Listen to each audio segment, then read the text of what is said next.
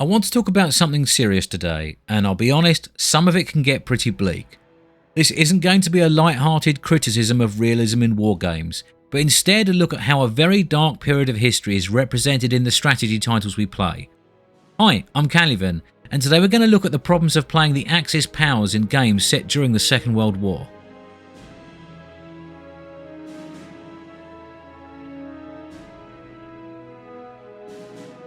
So why have I chosen to tread this particular ground? Well, I think it's an interesting topic and not one I've ever really seen discussed before. It can be difficult for established, popular gaming YouTubers to talk about this stuff as they have to worry about their sponsors and young audiences, and are afraid to include words like Hitler, Nazi and Holocaust for fear of demonetization. Running a small hobby channel that lives very much under the radar gives me room to explore these sorts of things without having to worry about those sorts of considerations. Also, I can see my audience makeup. The vast majority of you are men aged in their 20s, 30s and 40s, and as such it's only fair that I treat you as adults who are mature enough to handle these sorts of topics.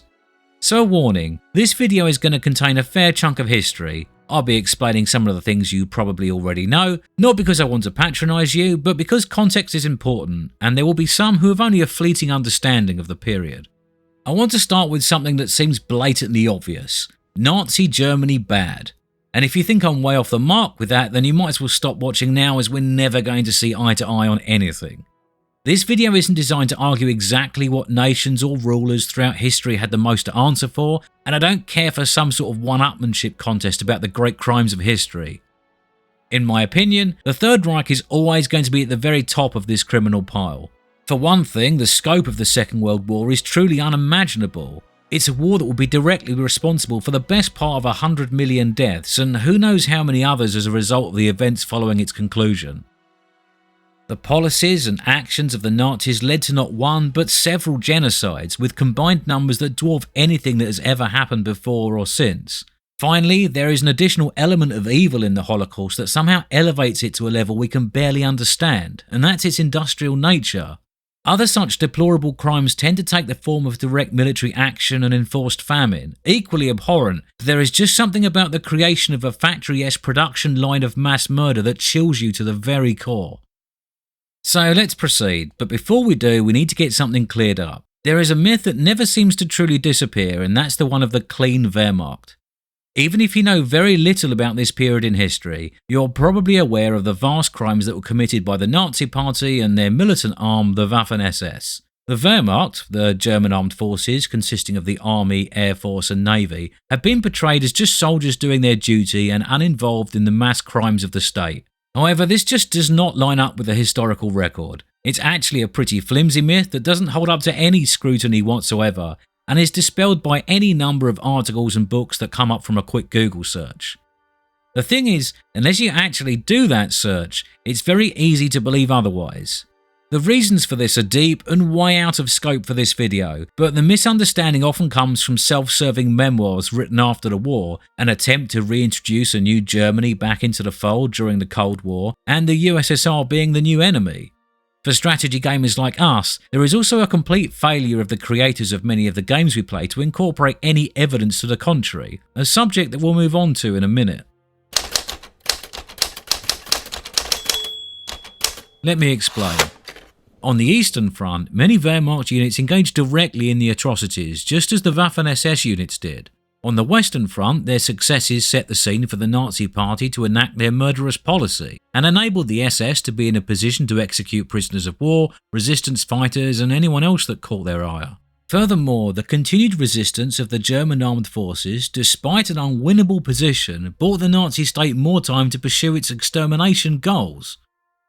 By the end of 1943, the writing is on the wall for Germany, and they know it. The invasion of the Soviet Union has failed, and the Sixth Army has been destroyed at Stalingrad. The Allied war machine is turning out material at a rate that Germany can never hope to match. And every day and every night, hundreds of tons of bombs are being dropped on Germany's cities by Bomber Command and the United States Army Air Force. They've lost the Battle of Britain, they've lost the Battle of the Atlantic, they've lost Tunisia, they've lost Sicily, and if this wasn't enough, Italy's been knocked out of the war, and Imperial Japan's forces are being systematically ground down to dust by the United States Navy and Marine Corps.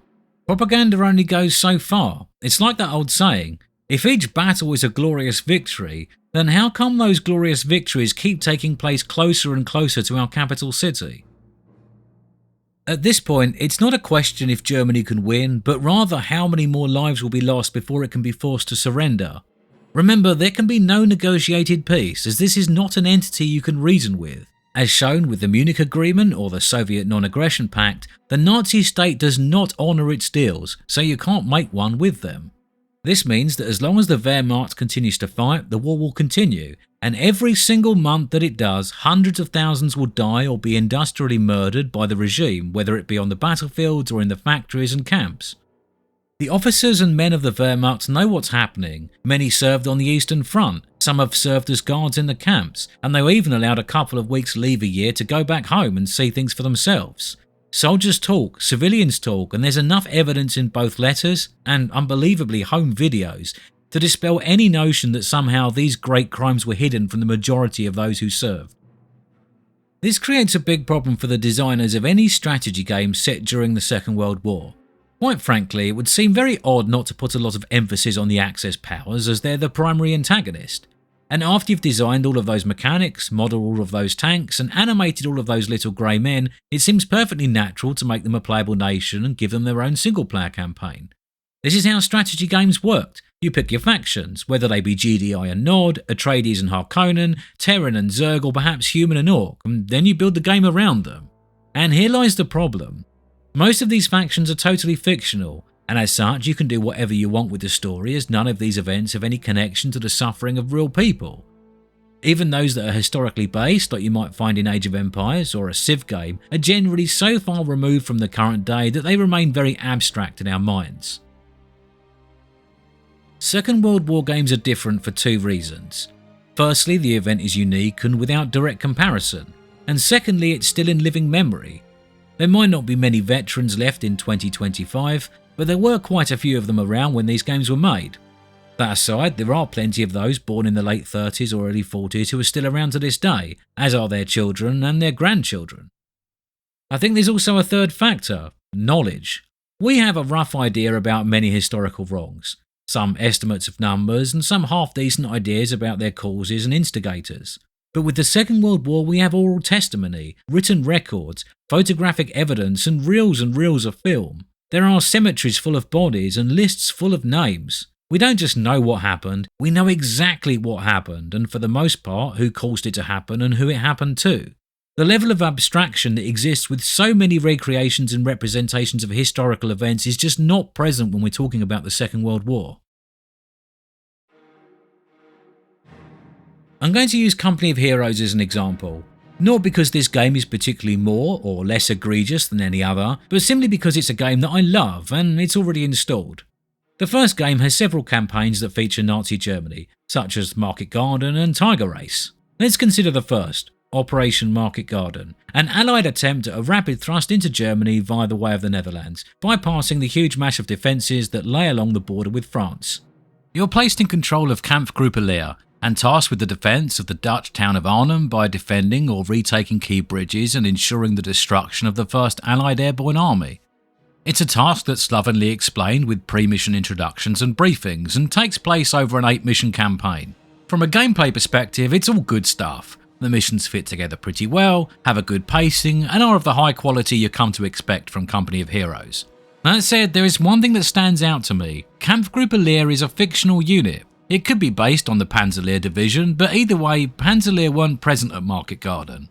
Now, I'm not playing these games because I want a history lesson. I'm playing them because they're damn good games, and I'm interested in the period. However, I can't help but notice that the game does decide accuracy is important in a lot of other areas. The setting itself is pretty well represented, so are the uniforms, the vehicles, the weapons, and the forces involved. With this campaign in particular, your opponents are shown to be the British 1st Airborne Division, the 1st Polish Independent Parachute Brigade, and 30 Corps. All of this tallies up well with what I know about the battle.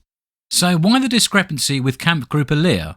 A look at the German order of battle reveals why. The actual participating unit was 2 SS Panzer Corps. Even if you believe the clean Wehrmacht myth, this isn't them. This is the Waffen-SS, chock full of die-hard, ideologically driven Nazis who have sworn a personal loyalty to the Führer.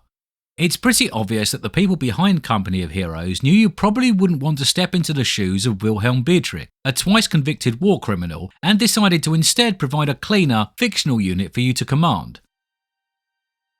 Let's look at another one of the campaigns, Tiger Ace from the Tales of Valor expansion. You get to control a tiger, crewed by tank ace Maximilian Voss. It opens with you freewheeling around the French town of Villers-Bocage as you ambush convoys and explode roadfuls of Cromwells and Fireflies belonging to the 7th Armoured Division. Just like the Market Garden campaign, it's a gamified depiction of historic events. There was a battle at Villers-Bocage a week after the Normandy landings, and it did feature an ambush by tiger tanks belonging to a notable tank ace. The Allied unit involved was the 22nd Armoured Brigade, who were indeed part of the 7th Armoured Division. However, just as before, we see a diversion from reality. There was no Tiger Grouper, nor was there a Maximilian Voss. Instead, there was the 101st SS Heavy Panzer Battalion and SS Obersturmführer Michael Wittmann.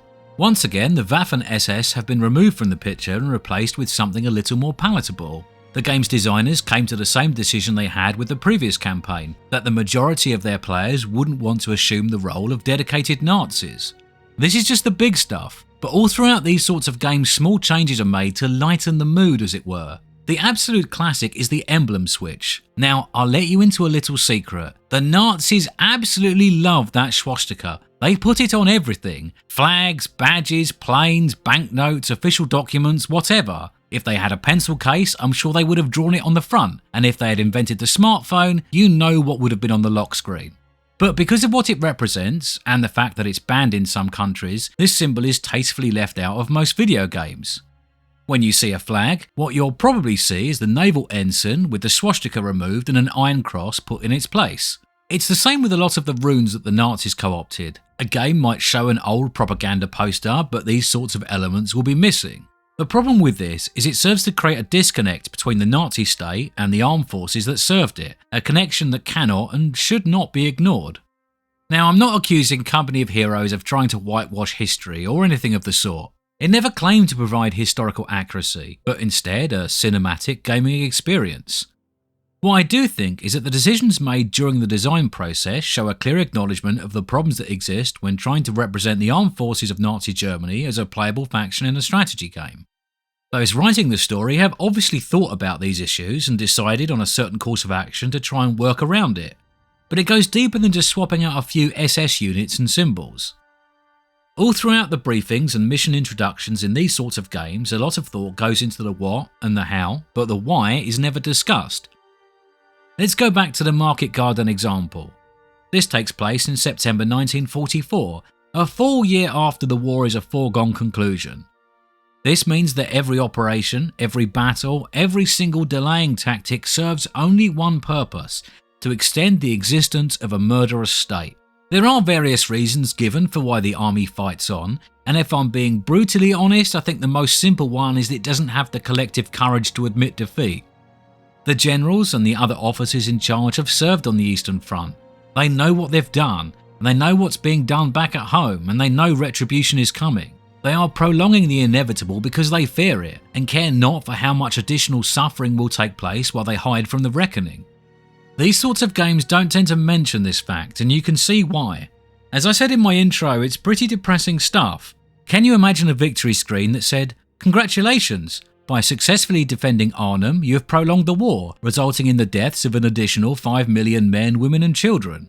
If you expand that thought to games set during 1940 or 1941, then the logical conclusion is even more farcical. "Congratulations, you knocked Britain and the Soviets out of the war. Press X to..."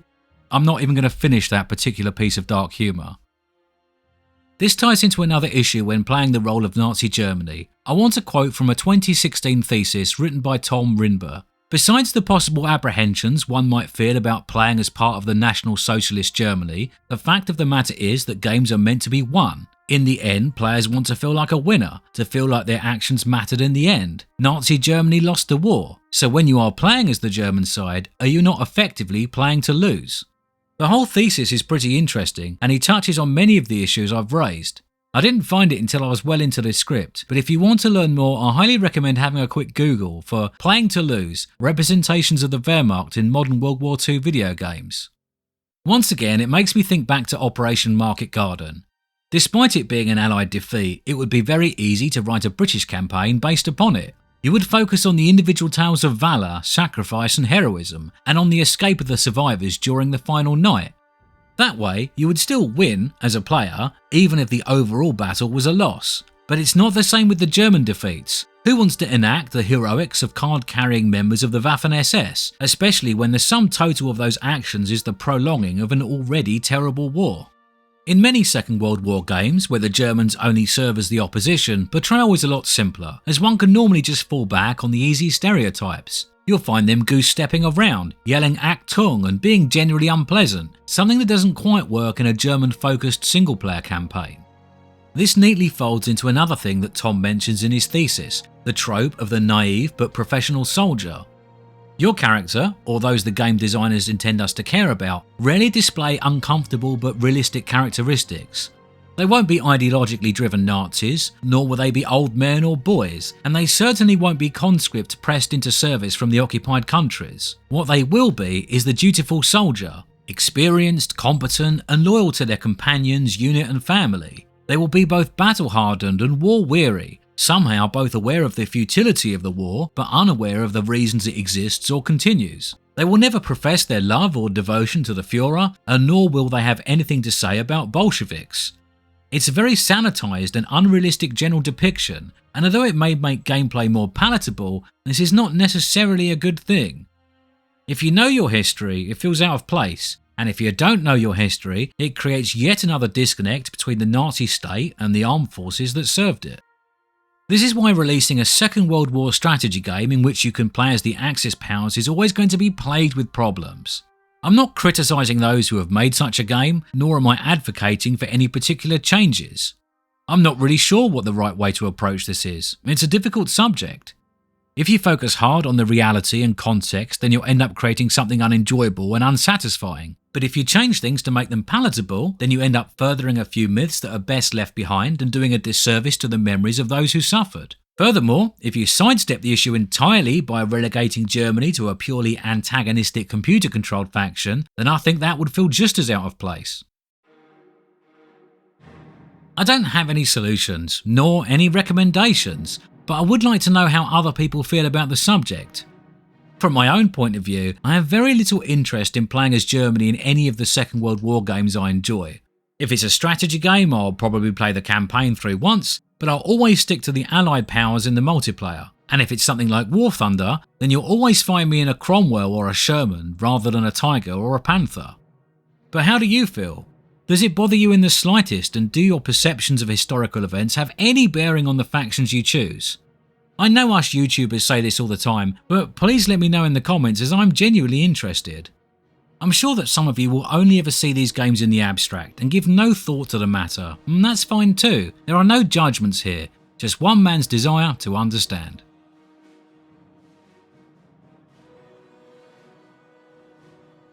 Hi there, thanks for taking the time to look into today's uncharacteristically serious topic. If you enjoyed this video, then click the like button, and as usual, if you want more of this sort of thing, then subscribe to my channel, and I hope to see you back soon.